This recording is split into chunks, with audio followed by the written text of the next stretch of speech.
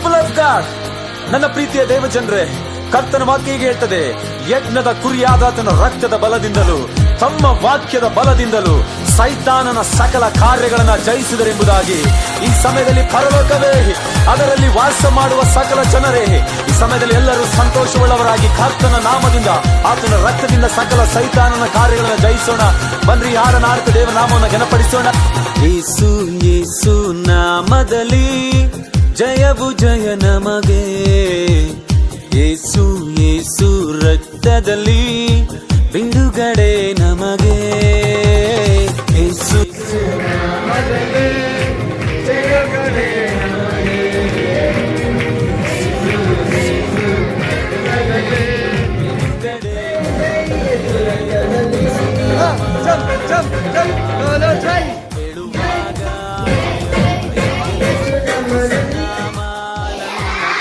ಏಸಪ್ಪ ನಿಮಗೆ ಸ್ತೋತ್ರ. ಏಸಪ್ಪ ಉತ್ತಮವಾಗಿ ಪ್ರಾರ್ಥನೆ ಮಾಡ್ತೀವಿ. ಜೈ ಜೈ ಯೇಸು ರಕ್ತದಲ್ಲಿ,